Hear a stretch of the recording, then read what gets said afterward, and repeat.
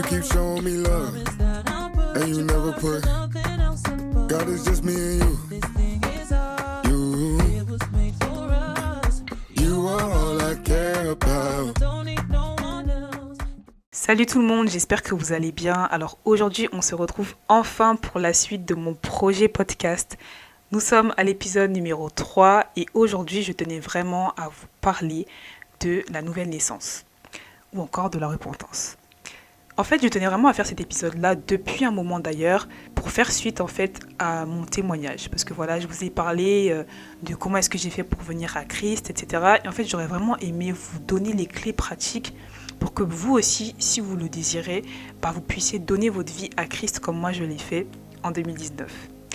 Donc voilà un petit peu l'objet de cet épisode. La nouvelle naissance, ou encore la prière de repentance, c'est vraiment en fait cette prière qu'on va faire à Dieu pour justement lui dire qu'on veut réellement lui donner sa vie. Ce podcast, il s'adresse aux chrétiens non pratiquants qui aimeraient aller plus loin dans leur foi, mais aussi aux personnes qui ne sont pas dans la foi ou qui se questionnent par rapport à la foi chrétienne. Alors, comment faire cette prière de repentance ?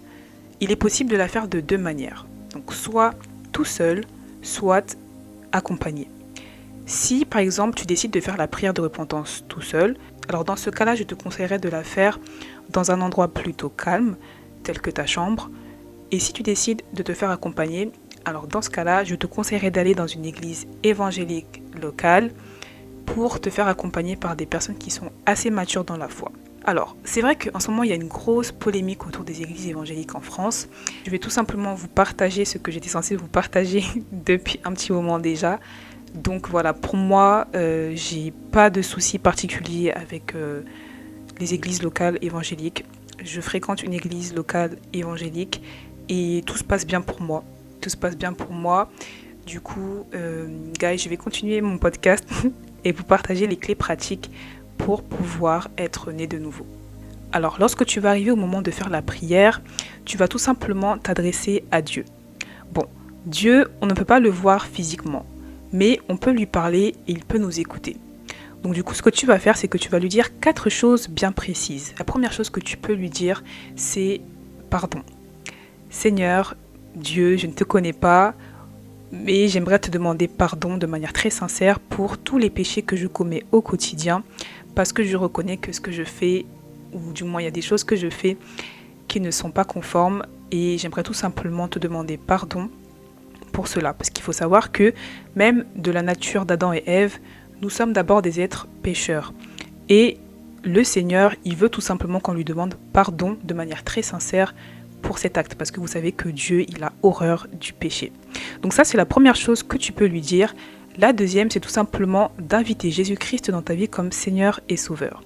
Bon, il y a beaucoup de stéréotypes, il y a beaucoup de bruit autour du nom de Jésus-Christ, mais c'est réellement le chemin, la vérité et la vie, comme le dit la Bible. Et en tant que chrétien, c'est le plus important en fait à savoir et accepter. Donc c'est la deuxième chose. Inviter le Seigneur Jésus-Christ dans ta vie comme ton Seigneur et ton Sauveur. La troisième chose, c'est tout simplement de croire que Jésus-Christ est mort, mais qu'il est ressuscité 3 jours après et qu'actuellement, il vit à la droite du Père. Donc quand je parle du Père, c'est de Dieu qui est dans les cieux. Ensuite, la quatrième et dernière chose que tu peux dire à Dieu dans ta prière, c'est tout simplement merci. Merci Dieu pour le salut, pour ce que tu me donnes la grâce d'accéder au paradis après la mort. Merci de ce que tu m'as entendu maintenant. Merci de ce que tu m'accompagnes dans ma vie. Donc voilà, c'est ce que tu peux dire dans ta prière. Et ainsi, à partir de ce moment-là, tu vas avoir le Saint-Esprit de Dieu qui va descendre sur toi.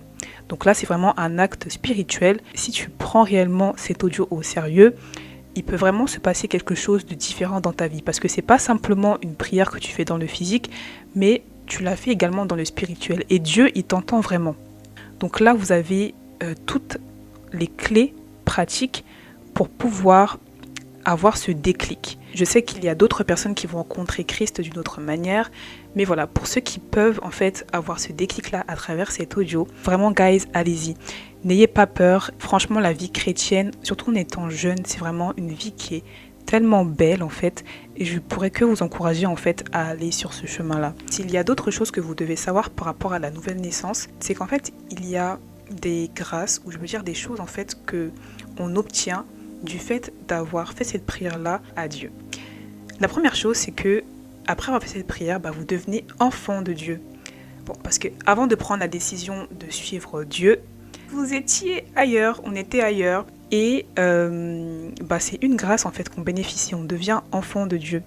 La deuxième, c'est que vous êtes une nouvelle créature. Ça, c'est 2 Corinthiens 5 au verset 17 qui le dit dans la Bible. Ensuite, vous devenez héritier du royaume. Donc, tout ce qui appartient à Dieu, ça vous appartient également maintenant. Voilà, ce sont 3 grâces que vous obtenez après avoir consacré votre vie à Jésus-Christ, à Dieu.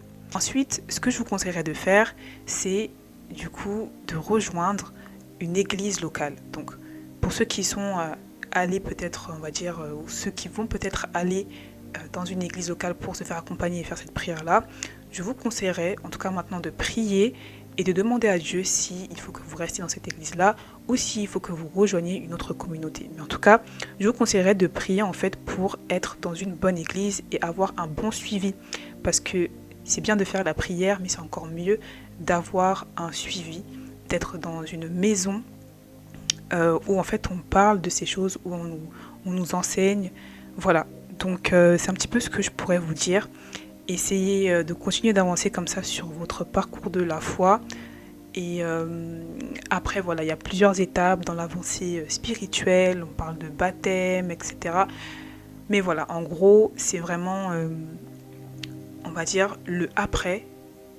C'est vraiment les éléments, je pourrais dire, qui suivent la prière, que vous pouvez également mettre en pratique pour pouvoir continuer en fait d'avancer dans votre foi. On parle aussi de la dîme, donc qui est une institution divine, voilà. C'est une institution divine. Et comme je vous ai dit, guys, si vous êtes dans une bonne église, en vrai, il ne devrait pas y avoir de problème. S'il y a un verset biblique que je peux vous donner pour cet épisode et que j'aimerais que vous puissiez retenir, c'est Jean 3 au verset 6 qui dit « Ce qui est né de la chair est chair et ce qui est né de l'esprit est esprit ». Donc c'est un peu ça, je pense que j'ai tout dit pour cet épisode. J'espère vraiment que ça va vous aider à avancer sur votre parcours de la foi. Et en tout cas, pour moi, ce sera tout. Je vous fais de gros bisous et on se retrouve très très vite pour l'épisode numéro 4. Bye!